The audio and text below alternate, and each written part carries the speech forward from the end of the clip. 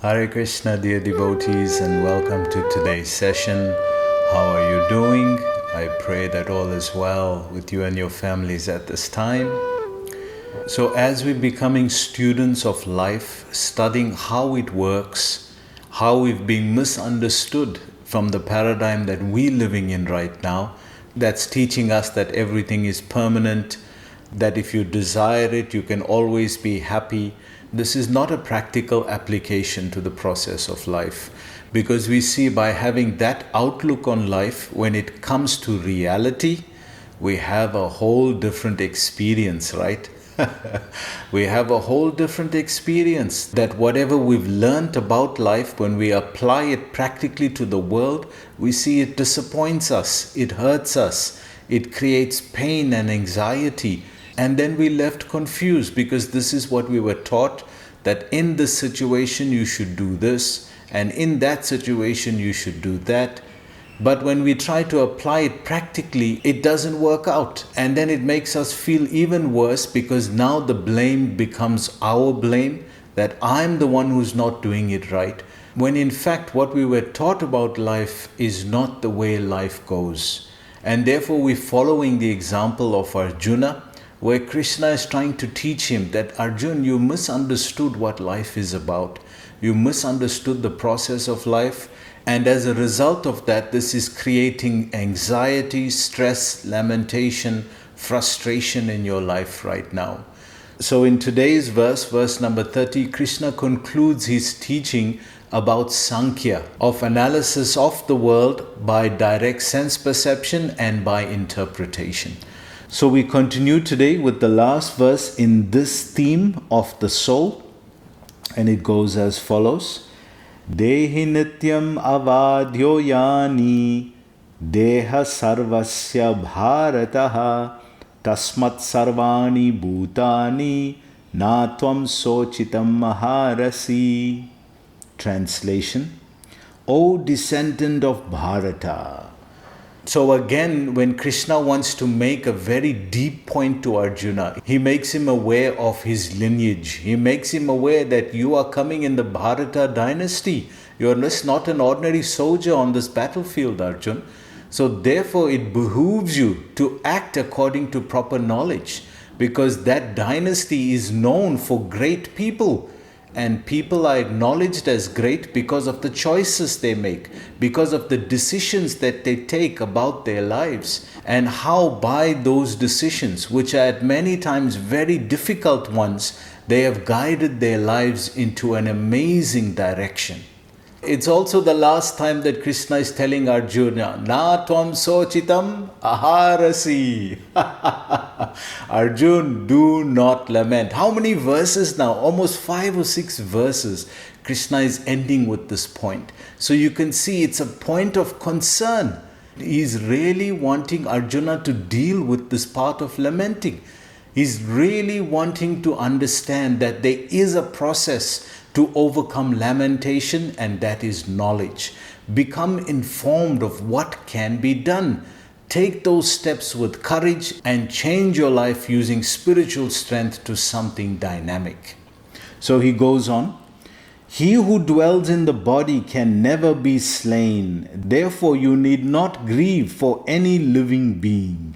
So it's interesting what Krishna says here. Do not grieve for any living being.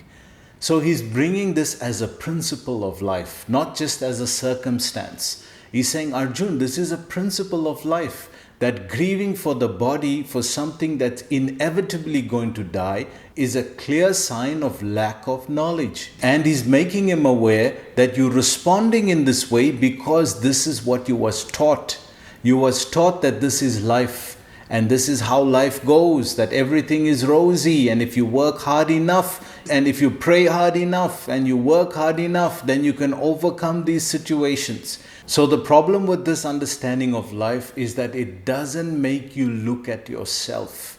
It doesn't make you see where you are and how you can overcome this. It gives you false hope and makes you believe in hope rather than believing in yourself.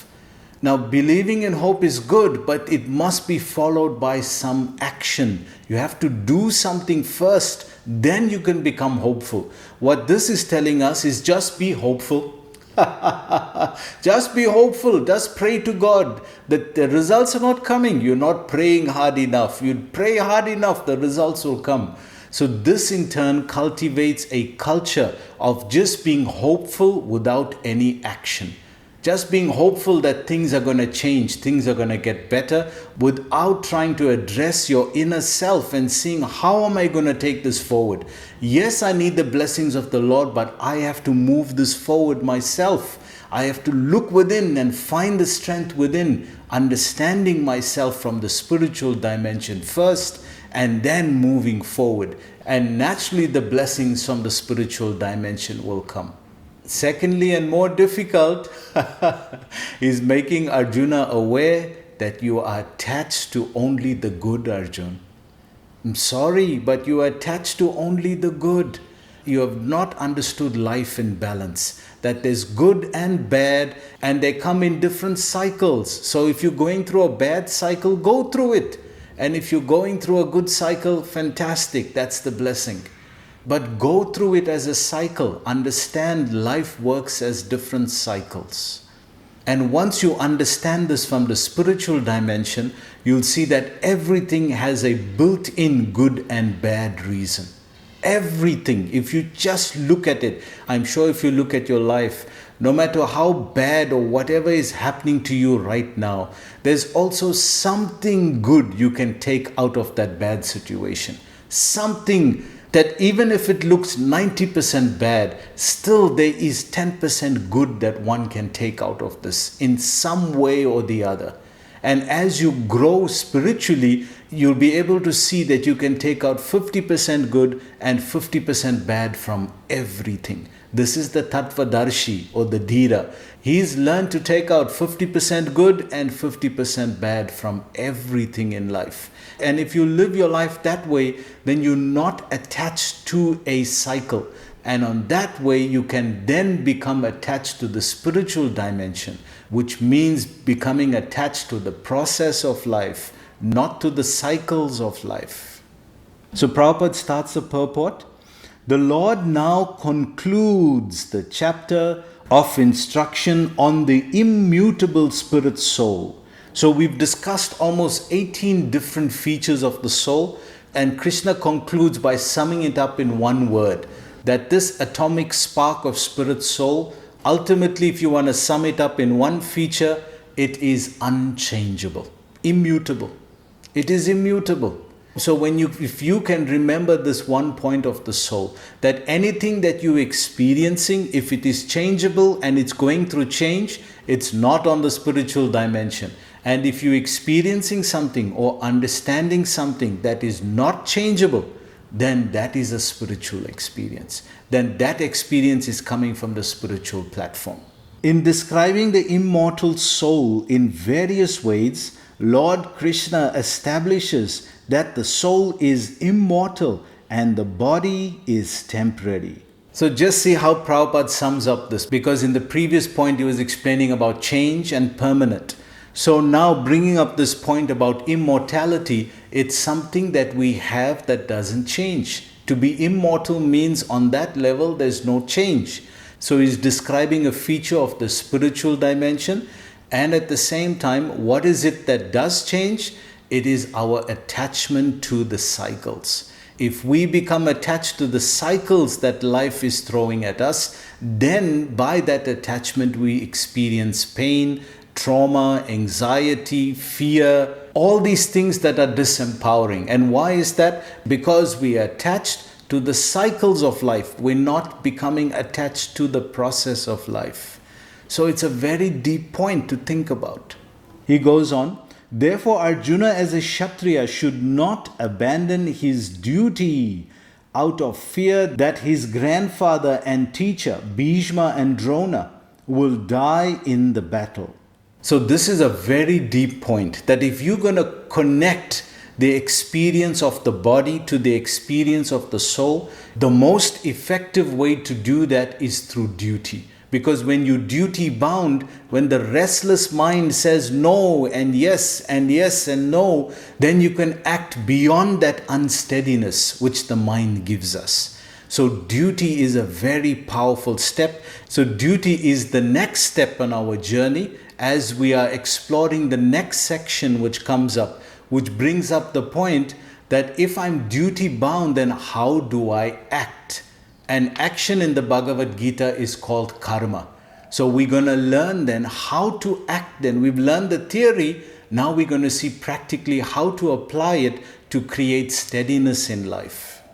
So therefore, this naturally brings in the question of karma yoga and action. He goes on the authority of Sri Krishna, one has to believe that there is a soul different from the material body, not that there is no such thing as soul, or that the living symptoms develop at a certain stage of material maturity, resulting from the interaction of chemicals.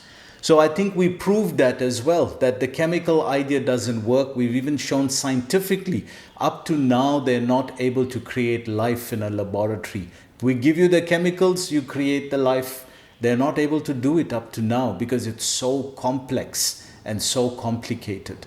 So he goes on, though the soul is immortal, violence is not encouraged, but at the time of war, it is not discouraged. When there is an actual need for it. So you remember on a previous class, Prabhupada was talking about the justice of the peace and how in order to keep peace, you have to enforce violence. So this is not for everyone. Remember, Arjuna is a soldier, is a Kshatriya, is a military commander. So he's trained for this. So he has trained for this. Krishna is not asking everybody to engage in warfare. He's asking Arjuna because Arjuna is a trained soldier. So that becomes his duty. So we have to look in our lives, what is our duty? What is the dharma that we have found that we can connect to the spiritual dimension? So he goes on, that need must be justified in terms of the sanction of the Lord and not capriciously. So we see it must be justified by the spiritual dimension. We cannot just pick up a gun and then just kill innocent people like one-eyed Talabani. You can't do that because it's not being authorized by the spiritual dimension. There are rules. There are certain rules to be understood. Just see where they're having this war. It's separate from old people, from children, from women, and it's all warriors there, and they're having it in one place at Dharmakshetra, Kurukshetra, at Kurukshetra. There is no harm that's going to come to those who don't want to be there. So this is the understanding that if you're taking direction from the spiritual realm, then performing duty becomes righteousness, and then you're acting on the level of the soul.